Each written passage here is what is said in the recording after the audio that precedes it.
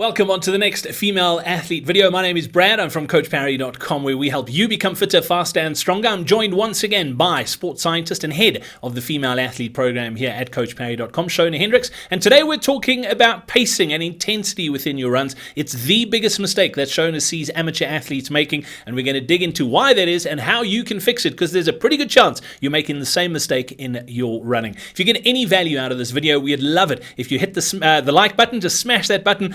Let us know that you appreciate these videos. If you have any questions, you're more than welcome to pop those into the comments as well. But right now, let's head straight over to Shona. Welcome back, Shona. Nice to touch base. Today we're talking about the biggest mistake that you see peri and postmenopausal females making with their running.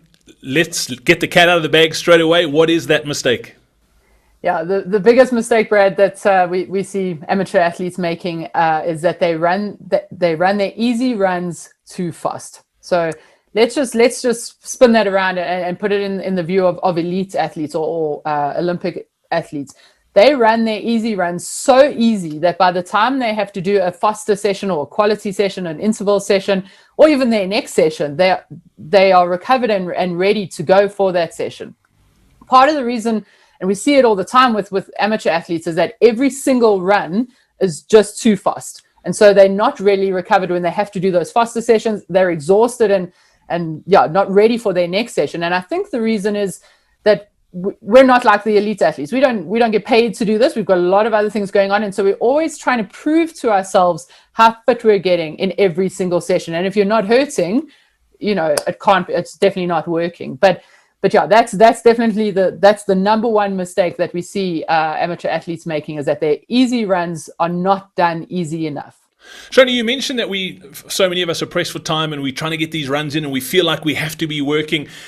It's almost that whole no pain, no gain mantra that if you're not working hard, you're wasting your time. But every run has its own sort of outcome that you want to get, and an easy run is exactly that. It needs to be easy. Why is running at the correct paces, particularly on the easy end, so important? Yeah, so exactly that. It's not just a matter of going out and hurting as much as you can and you're going to get benefits. The body has different sort of energy systems and how it works, and in order to work on those particular energy systems, you have to work in what we term zones almost, and there's different models of those zones depending what theory you're reading. There might be 5 zones to work on, there might be 3, but essentially, and we'll just use this to build your aerobic endurance, you need to be working within zone 2. That is where the physiological adaptation for endurance will take place. And when I'm referring to that adaptation, things I'm talking about is essentially we want your body to become more efficient at what it's doing. So the heart as itself as a muscle, the more you train in this zone, the heart actually gets a little bit bigger and more effective at pumping the circulation and the blood around.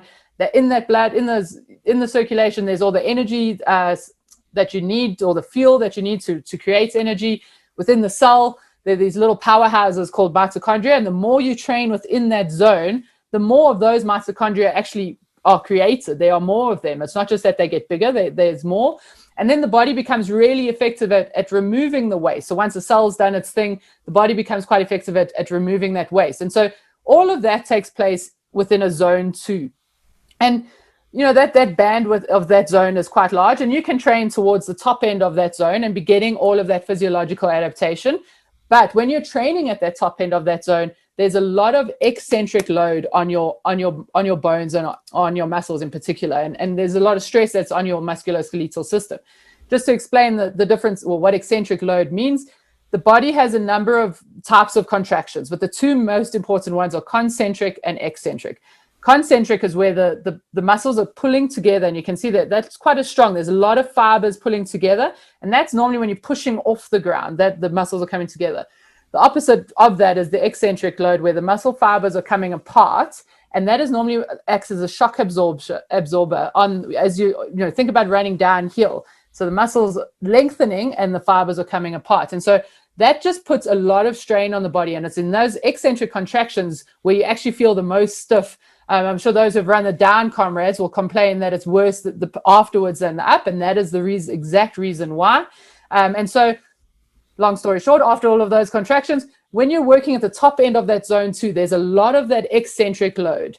However, if you work towards the bottom end of that zone 2, so a little bit easier, like your runs are a little bit slower, you are getting exactly the same physiological adaptation that I spoke about, but with less of that eccentric load. So it's costing your body less for the same adaptation.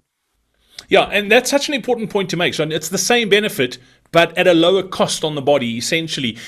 One of the things when we talk about this, and just so you know, if you're finding this interesting, we're hosting a Running Through Menopause masterclass shortly. If you'd like to register for it, we're going to be going through this principle in a lot more detail, but also 4 other pillars that Shona has put together as part of the Running Through Menopause training framework that'll help you become a better runner to and through menopause. One of the things when we talk about this that people go, oh, you're telling me to run slow. How am I going to get faster if you're telling me to run slow all the time? But we're not talking about running every single run as slow as you need to run it. Yeah, spot on. Your plan will have a mixture of easy runs and then perhaps some higher intensity or quality runs or interval runs, however you want to term it in the lingo that there is. But, we work on a good sort of percentage of that, generally around an 80% easy runs, 20% more high intensity quality runs. As we get a little bit older, though, we'll adjust that slightly and go a bit more 85% easy runs and perhaps 15% more quality runs. So we're not saying that every single run needs to be easy. The reason we're saying that easy run needs to be easy is that when you do that easy run easy, you're a little bit slower. There's less load and strain on your body, so that by the time you do your next run, whether that's an easy run or a long run or a quality run, your body is prepared and able to sustain the load of that run. So no, there's a variety of sessions within the plans, but we're focusing on building aerobic engine, but with the goal of having less cost on the body and then being able to recover next, so that when you do your quality faster session, you have the capacity to really work hard in that session. We'll talk about how to figure out what the right pace is for you in just a moment. But Shona, you make an important point there too, is that when you do start training and running your easy runs super easy, you get the benefits almost immediately. Like you can almost go out on today's run and you'll feel great. And that's the challenge, because so many people, they make the mistake that they, first of all, are running the easy runs too hard. So when they dial it back and all of a sudden they start feeling great again, they feel like, oh, this is working, let me go and test it. And that's where the second mistake comes in here, isn't it? Yeah, exactly. That's go back to the first thing we said. We're constantly trying to prove to ourselves how fit we're getting. So when you put this into your plan, it bears fruit almost instantaneously, and you start feeling, oh, well, I am getting fitter. But the reason you're feeling better is because the process is working. And so the trick to making it work for you is to still hold back. Don't fall back into that trap of pushing harder in that easy run. Keep holding back. Have the discipline to run that easy run a little bit easier, because the reason it's working, well, is because it's working, because you're doing the right things. And then use your quality runs, those faster runs. That's where you can really go out and drop the hammer and really go a little bit faster. And then use your time trials. We do time trials every couple of weeks. That's where you test yourself and you see how, oh, well, I'm getting fitter. Don't do that in your easy runs. And then most importantly, do that on race day. That's where we really want the magic to happen. So yeah, we don't necessarily want to be doing that in our easy runs. So just the trick to making that work for you is to just dial it back a little bit and make sure that you're following that plan. Absolutely. Shona, let's talk about how do you figure out what the correct pace to be running at for these easy runs? How do you work it out? Brad, if you have an idea of your maximum heart rate, and I'm not talking, there are equations to work that out, the 220 minus age. There's just a lot of variance in those equations. So I'm always a bit skeptical of using those. I don't really like using those. And in particular, as we get older, as we 50 and above, those equations become less reliable to use. From a physiological perspective. So if you've managed to do a maximum heart rate test in a lab or something like that, that's a far more reliable measure. Using that maximum heart rate, we want to work somewhere in and around 70 to 75% of that maximum. And that's sort of the zone 2 where we're looking to work. Alternatively, if you haven't had that maximum heart rate test, if you've gone and you've done a threshold test of sorts, so a hard run where you can do a sustained effort for 30 to 40 minutes, get an idea of your heart rate there, we want to be working around 80% of that threshold. So that's essentially from a theory or scientific basis, but if you don't have any of those, go ahead. If I can interrupt before you get into, if you don't have one of those, let's just touch on the heart rate. How important is it? You talk about measuring your heart rate, having a unit that measures accurately? Let's talk chest versus wrist strap as an example. Yeah, no, that's imperative, and yeah, sorry, that's a really, really good point. We need reliable readings, okay, and so that's why if you're getting something done in a lab, awesome. That is the gold standard. But for yourself, the wrist-based heart rates are awesome. They're useful, they're helpful with us, but they're just not reliable enough. There's too much sort of up and down and moving around, and one of the reasons is because people are not wearing them correctly. So firstly, you want to have it just below this wrist bone, and you want to have it really, really tight on your wrist. Okay, and that's to try and get that reading as accurate as possible. But if you have the luxury and you can purchase a chest strap, that would be the gold standard over and above the wrist-based heart rate. That is, you're not going to get accurate readings all the time from your wrist. So imperative to get yourself a chest strap, because then that's going to really make a difference there. Absolutely. So, lab, first prize. Second prize, chest-based heart rate monitor. Third prize would be wrist-based. But if you don't have access to any of those, there's a really simple way to know that you're running easy enough. What is that?